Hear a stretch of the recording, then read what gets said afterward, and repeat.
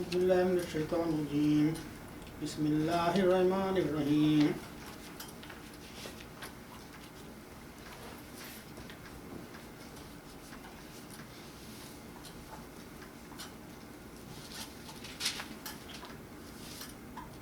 I will recite from Surah Muhammad, and I will start from ayah number 10 to ayah number 15. أعوذ بالله من الشيطان الرجيم بسم الله الرحمن الرحيم أفلم يسيروا في الأرض فينظروا كيف كان عاقبة الذين من قبلهم دمر الله عليهم وللكافرين أمثالها ذلك بأن الله مولى الذين آمنوا وأن الكافرين لا مولى لهم إن الله يدخل الذين آمنوا وعملوا الصالحات جنات تجري من تحتها الأنهار.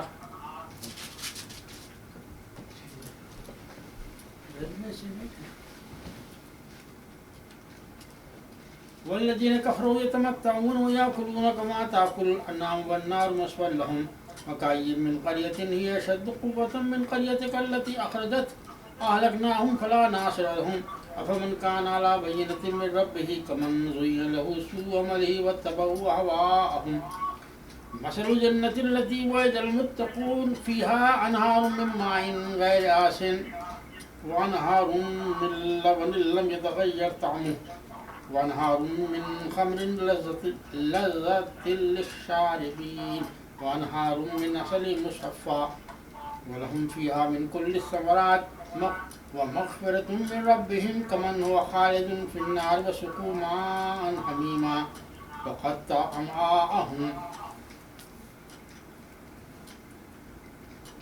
ومنهم من يستمع إليك حتى إذا خرجوا من عندك قالوا للذين أوتوا العلم ماذا قال آنفا أولئك الذين طبع الله على قلوبهم واتبعوا أهواءهم والذين اهتدوا زادهم هدى وآتاهم تقواهم فهل ينظرون إلا الساعة أن تأتيهم بغتة فقد جاء أشراطها وأنى لهم إذا جاءتهم ذكراهم فاعلم أنه لا إله إلا الله واستغفر لذنبك وللمؤمنين والمؤمنات والله يعلم متقلبكم ومثواكم. ويقول الذين آمنوا لولا نزلت سورة فإذا أنزلت سورة محكمة وذكر فيها القتال رأيت الذين في قلوبهم مرض ينظرون إليك نظر المغشي عليه من الموت فأولى لهم طاعة وقول معروف وإذا عزم الأمر فلو صدقوا الله لكان خيرا لهم. صدق الله العظيم. So I decided from ayah number 10 and went further up to ayah number 21. Now the situation is this, that it seems that the basic the introduction is from 1 to 9. I think that this is one piece. I'm taking it as one piece, which introduces the whole surah. Now, it seems to me that ayah number 4 is the most central ayah in the whole surah and mainly in this piece. Ayah number 4. So we should try to understand ayah number 4 mainly. And then ayah number 4 and ayah number 7, they go together. So 4, this ayah number 7 is further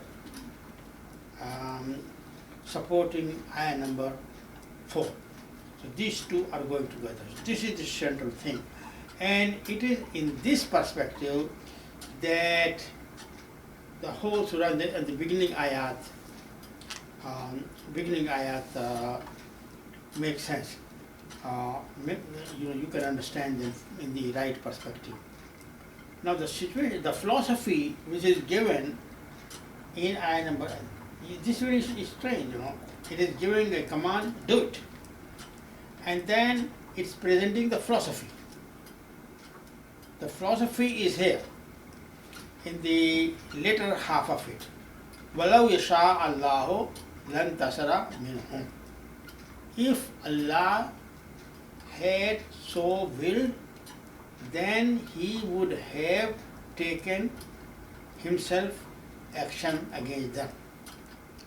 So you know what happened with the Qawm Nuh, with the people of Nuh, what happened with the people of Hud, what happened with the people of Saleh, how Azab came, and what happened with Pharaoh and Pharaoh's people.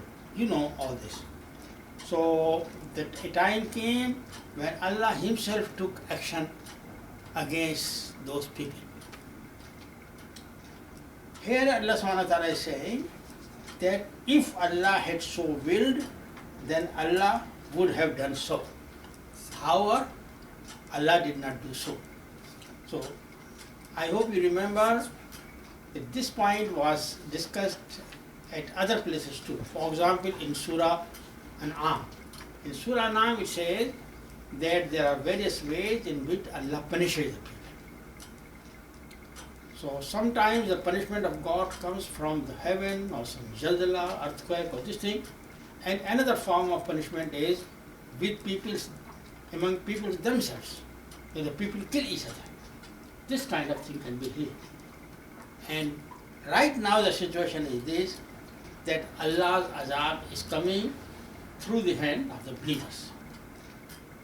So this is also a form of punishment from God. وَلَكِنْ لِيَبْلُغَ بَعْدَكُمْ بِبَعْدٍ. Instead of punishing Himself, Allah subhanahu wa ta'ala is testing you. He's making you fight, and then Allah saying how you are behaving, how believers are behaving. Maybe believers act unjustly, then Allah will not be pleased with them. And maybe you are not, the way you are acting, maybe you correct yourself. So لِيَبْلُغَ بَعْدَكُمْ بِبَعْدٍ. So that I test you. So that I test some of you with some of you. This fighting is itself a test in which people are being tested. This kind of. Okay, so it's a punishment. People are being punished. They are being killed. But what about the believers themselves? Believers are being killed too. And they may be sincere believers. So Allah subhanahu wa ta'ala said, وَالَّذِينَ قُتِلُوا فِي سَبِيلِ اللَّهِ فَلَنْ يُضِلَّ أَعْمَالَهُمْ. If you are on the straight path, if you are on the right path, if you are fighting in the way of Allah, if you are not unjust, okay, if you do not do any injustice, if you do not kill innocent people, if you are really doing what Allah wants you to do, then you are successful. If you give your life, you have really achieved success. وَالَّذِينَ قُتِلُوا فِي سَبِيلِ اللَّهِ فَلَنْ يُضِلَّ أَعْمَالَهُمْ. Don't think that their action will be wasted. So this is very tricky. So فَلَنْ يُضِلَّ أَعْمَالَهُمْ apparently goes to those who have given their life. But then سَيَعْدِيهِمْ وَيُسْلِهُ بَعْلَهُمْ. This does not go only to the martyrs, this goes to the whole group. Because you have been behaving properly, therefore Allah will show you the way and Allah will correct your situation. So this thing is the very important thing over here. Because Aslaha Ba'alahum is there in ayah number 2 too. Okay, I will come back to it. But then as I pointed out, what ayah number 7 is saying. So ayah number 6. Ayah number 6 is developing Yuslihu Ba'alahum. So I think it's and Yuslihu Sayahdihim. That is, Allah will enter them into the Jannah which has been identified for them. That is, when you go there, maybe your name is written on the door, that this Jannah is meant for that purpose, those purpose. So, Ya ayyuhallazina amanu, O people who believe, in tansuruhu, if you will help Allah, if you will support Allah's cause, yansurkum, then He will support you, then He will help you. Wa yusabbit aqdamahum, and He will make your feet firm.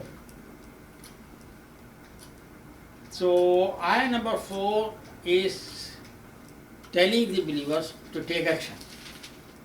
And ayah number 7 is saying that if you will take action and the support of God, then Allah will be at your back, at your support. Okay. So this thing. So with this thing at the center, ayah number 4 and 7, now you can understand better ayah number 1 and 2. Ayah number 1 and 2 which explain, ayah number 1 and 2 are further explained by ayah number 3. Ayah number 1 and 2, they are dividing the people into two groups. One group rejects the truth, rejects the Quran, and then they stop others from the path of Allah too. And the group number 2 does not only believe but also do good actions. So believers are not there. In ayah number 2, such believers who do not follow, who do not act. You understand? Ayah number 2 does not deal with such believers who go against their belief. Maybe they are tyrants, maybe they believe but they are unjust. So those believers will not come into this group. So you have to be believers, and you have to be honest, and you have to be just, you have to be merciful, you have to be beautiful, you will not kill innocent people, you will not, so all this. Only then this will. So believers, their actions go waste. They are utter. Ayah number 1 says, disbelievers, utter failure for them. Ayah number 2 says, the number 2 group, which not only believers but also men of actions, and it's further explained that believing means believing in the Quran. That is taking Quran as your basic source of guidance, which is true from your Lord. So this thing, then Allah will improve your situation. Aslaha balahum. Aslaha balahum means Allah will. And then this is explained, kaffara anhum sayyatihim. Because the thing is this, of course they believe, of course they do good action, but they are sinful too. Allah says, no harm, I will forgive their sins. So because they are believing and because they are doing good actions, therefore their sins will be forgiven. And therefore, ultimately they will. Because these are our sins which extend in the way of islahibat, in the improvement of our situation. Okay? So you can see very clearly what number 3 says. So the word amsal, example, is used in a very, very interesting way here. Because amsal means examples. So what ayah number 3 is saying, that if there is a clash between batil and haq, then ultimately haq will be successful. Situation is this, that from your Rabb, haq has come. So Iman, the believers are those when the haq, when the truth, the reality came from their Lord, then they believed in it. And certain other person, they rejected this thing. So what happened? So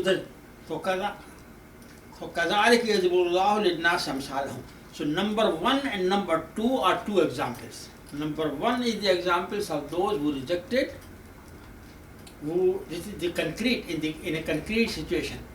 So the surah is dealing with a concrete situation. In this concrete situation, some principles are holding. These concrete situations are illustrations for certain laws. So law is this, that whoever will reject the truth and stop others from the path of Allah, ultimately his actions will be real if he does not make tawbah. And whoever, so this is the example of number 1, illustration. This is the instance number 1. The present people, why action is being taken against these people? Because they